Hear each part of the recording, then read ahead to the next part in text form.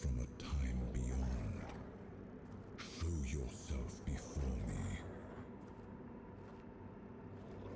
It seems he speaks to me. Allow me to answer him. Welcome, old friend. I can see that you know me, but I am a mere shadow of my true self. I don't remember you, Lord of the Seas. Forgive me. That's what you told me, my friend. The next time we see each other, you will not remember me. But you are here now. The will and the power led you back to this place. Even in this incomplete form. Where should I look for myself? I wish to restore Avalon to its former glory, yet I don't know how. Avalon's fate has never rested upon one person alone, not even one as great as King Arthur. Yet here you are, trying again, restless and eager to take the responsibility again. I salute you, my friend. Tell me what I must do to be worthy to lead Avalon once more. I do not think I have the strength. Your path is true.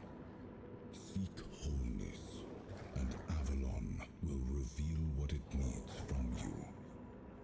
And yes, you need to touch Excalibur. Thank you, my friend. And you, mortal. You have given yourself to the king's service. You are worthy of a place among the keepers of the South. Arthur, take out your sword and fear no failure. It is yours to take. It always was. I deem you worthy, my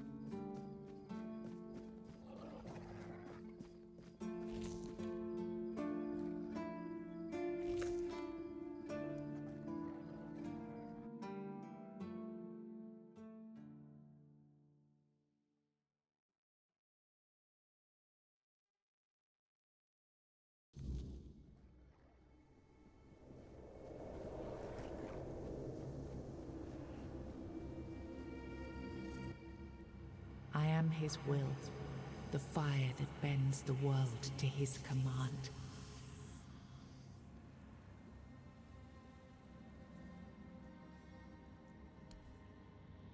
I am the blade that shapes kings and shatters tyrants.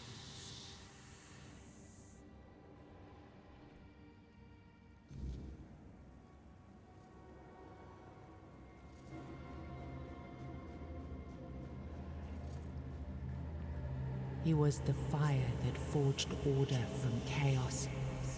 He was the hand that lifted kingdoms, the will that carved a path through darkness.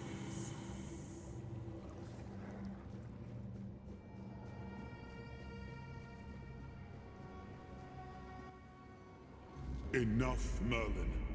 You can't keep throwing lives into this abyss. These experiments, they're destroying what remains of us. Destroying us? They're what's keeping us alive.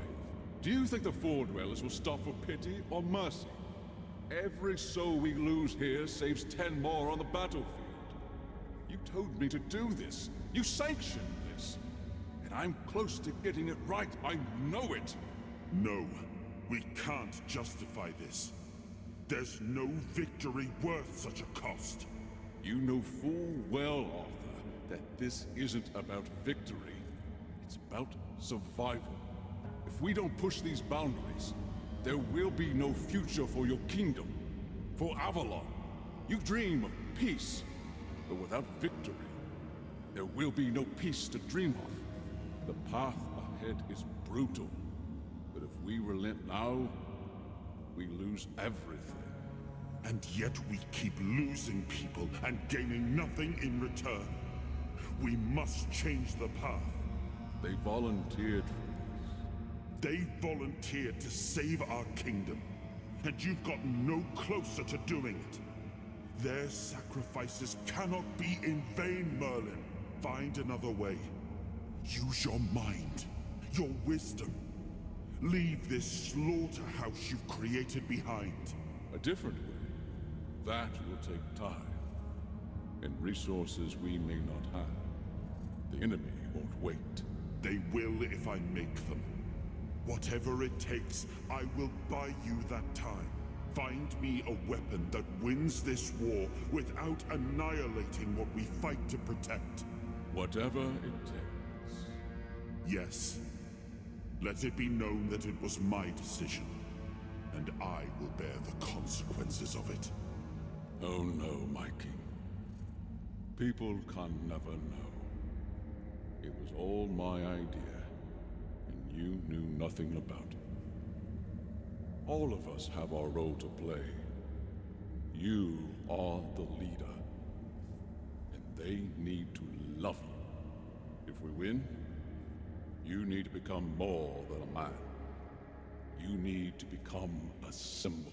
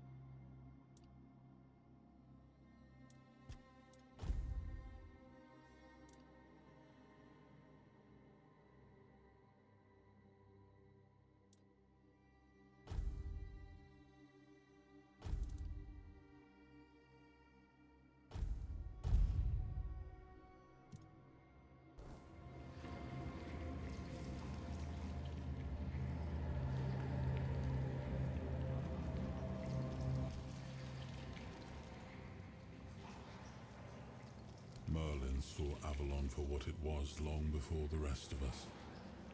He told me that Tainted wouldn't hold, not forever.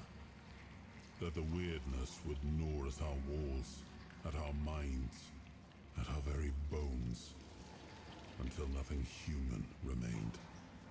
But he still fought to map a way forward, to carve some sense into this land.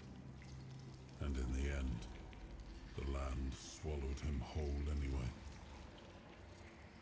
We were losing the battle at Tuathan's mouth, our last push before the weirdness took the field. Merlin was with us, bleeding, exhausted, but still weaving his spells. Then it came. Not a beast, not a man, not something we ever had words for. A shadow wearing 1,000 torn banners, moving like it had no shape of its own. Merlin raised his staff, spoke a name I didn't recognize. And then he was gone. Not killed, not struck down, just gone. Like the land itself had taken him back. Yes, it seems we knew each other well during the war. And this proves that I sought allies beyond our own forces. And I trusted him enough to carry the knowledge of Excalibur. This must count for something.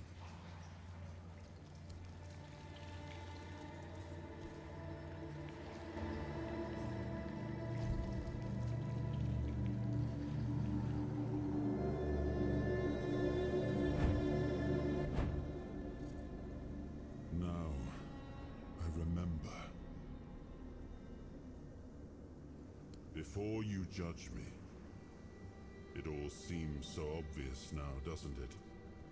The right thing to do. It wasn't back then, and you can trust me on that. We were on the brink of losing the war, and wars aren't won with wishful thinking. There was no clean path, no noble answer. Only the weight of reality pressing down on our necks. Something had to be done, or everything we fought for would have been in vain.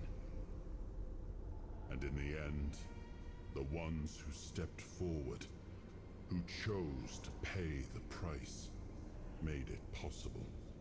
And their deaths gave Merlin the knowledge he needed to finish his work. To find something that could really turn the tide in our favor. Justified? No. Justification is for those who have the luxury of doubt. And I had a kingdom to save. They were brave men who volunteered their lives, just as they did every time we rode onto the battlefield. The difference was that if Merlin succeeded, one man's sacrifice could have saved us all, could have ended the war before more blood was spilled. If sacrificing a few meant the survival of all, then there was no choice at all. Maybe they never sought justice. Maybe their real stories were erased from history. Call it cruelty. Call it madness. But if I'd done nothing, there would be no Avalon left to argue over. But the kingdom still stands. The people live. And that has to mean something. I did. But this wasn't about pride.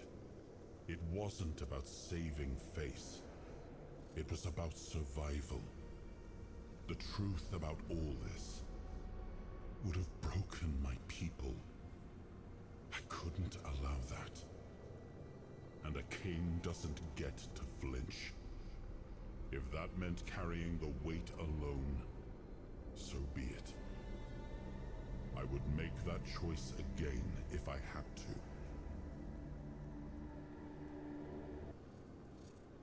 I told him to stop the experiments on our men, but to keep going. And he did. He started experimenting on the Four Dwellers, the enemy. If their bodies could be broken down, their power turned against them, wasn't that their own doing? Wasn't that fair? So he figured out how to twist the Four Dwellers' power into something we could wield. I told him to conquer the weirdness. And in the end, he did. He found a way to make me stronger. Stronger than any man had the right to be. It wasn't just magic. It was something deeper, older. A force that reshaped me. And with it, we won. The war ended. Avalon was ours. The bloodshed stopped. The banners were raised, and the kingdom stood safe. That's the question, isn't it? I keep thinking about Seawall. He was ready to pay the ultimate price for what we were fighting for. And I thought he did. I grieved him.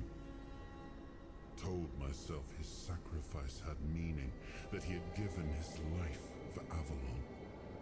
And now, after all these years, finding him like this, I told myself I carried the weight of my choices. But seeing him, I wonder if I ever truly did.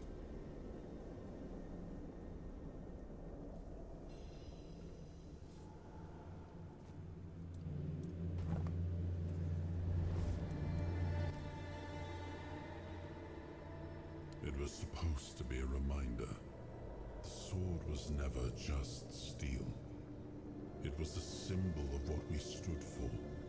Strength, justice, the will to carve a path forward. A weapon, yes, but also a promise. I wanted them to remember, to fight for those ideals, to uphold them, even when I was gone. Even when there was no king left to lead them.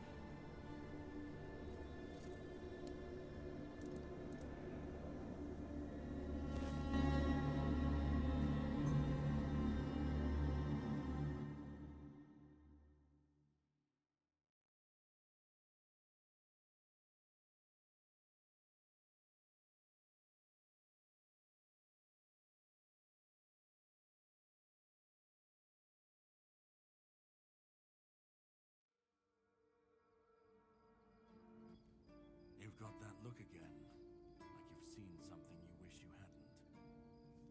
Another piece of the king's soul reclaimed, right? What did it show you this time? Merlin. Merlin and his obsession with the weirdness. The king thought it could save us. Merlin thought it could be controlled. Together, they were willing to tear the world apart to win.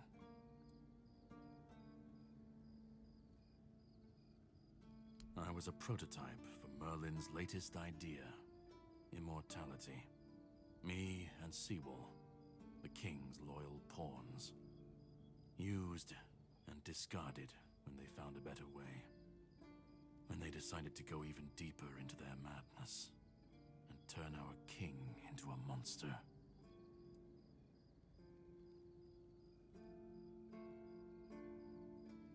Even if he didn't, he should have. He was desperate to win. And desperation doesn't leave room for conscience. Every scream, every scar. Even if he didn't see it, he allowed it. That's as good as approving it. Fight back. Against who? Merlin? The king? You don't fight gods when you're just a pawn on their board. You endure. You wait. And when the time comes, you either break, or you're left to clean up their mess. That's what I do. What I've always done. Seawall was Merlin's first attempt. I was the last. We could say I was lucky, but to say that would take a truly macabre sense of humor, don't you think? The monsters, the weirdness, the chaos, all of it leads back to them. We're left in the ruins of their grand plans, trying to uphold their ideals, fighting for what never was. It's time to bury all these fairy tales in a well-deserved grave. And that's what I do.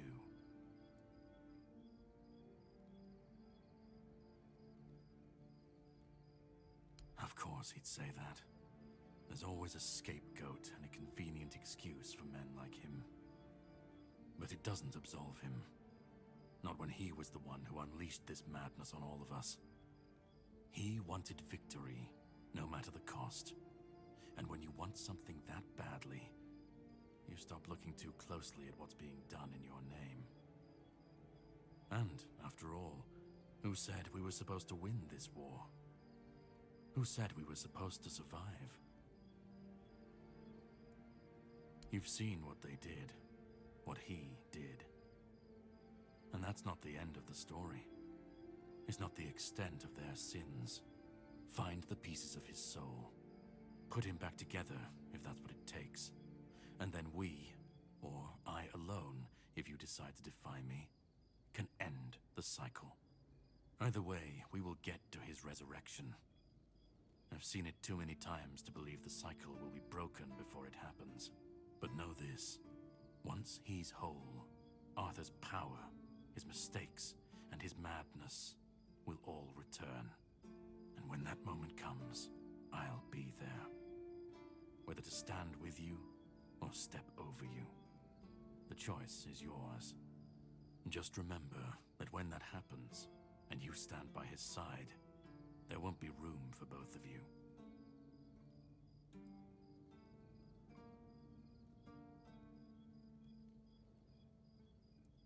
You cannot kill me, and I don't want to kill you. But if you want to fight me now, I'll grant your wish. That's the least I can do.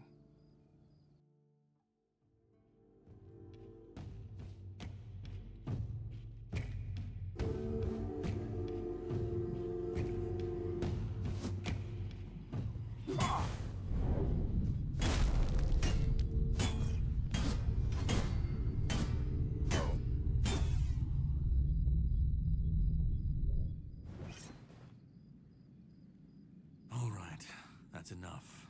You win. This changes absolutely nothing, but I hope you at least feel better about yourself. If you want the next piece, head to Kunacht. The Menhir there is failing, and the weirdness is swallowing what's left of the village. You will need to find another artifact. The shield that was given to Palamedes by the king. He was one of the king's finest. A voice of reason amidst the madness. But it didn't save him or his legacy from what they had coming. Find the shield, and then, well, we will meet again. We'll see if your perspective changes.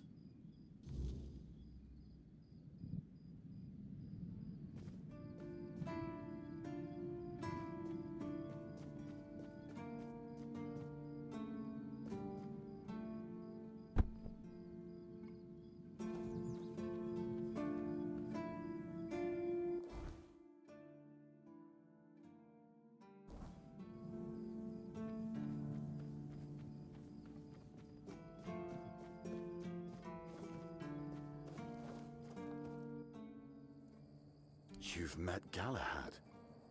Why isn't he here himself?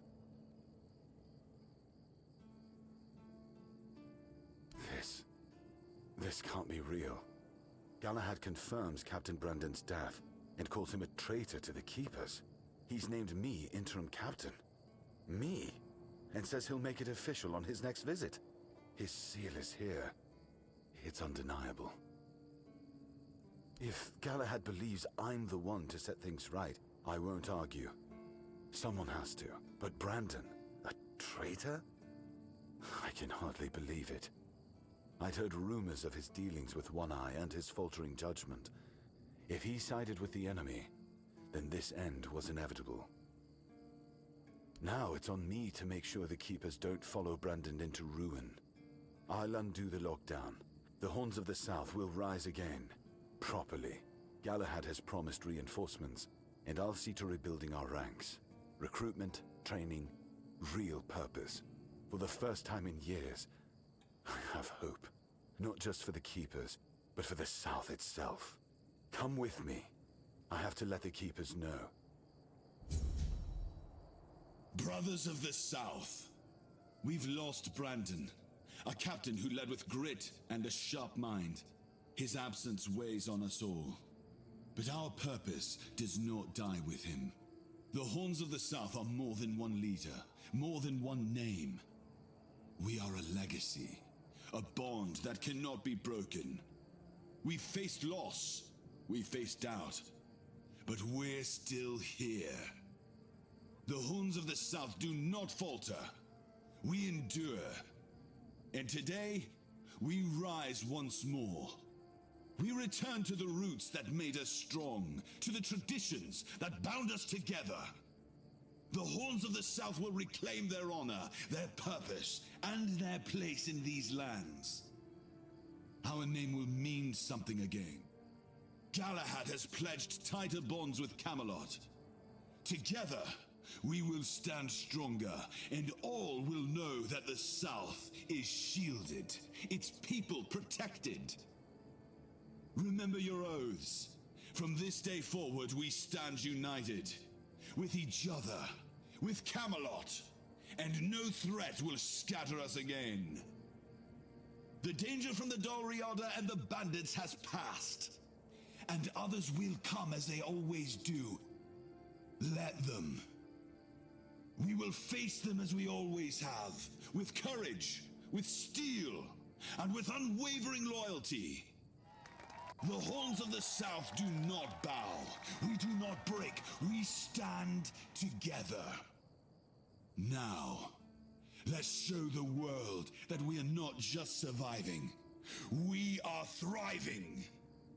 To the South! To the Horns!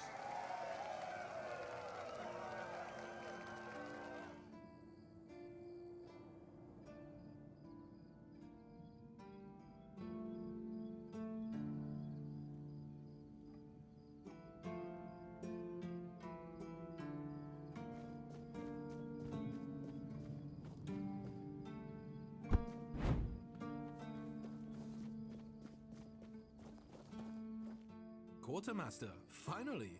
About time someone noticed my talents. Fergus can play captain all he likes. I'll be the one deciding who eats, fights, or freezes. Please, state your business.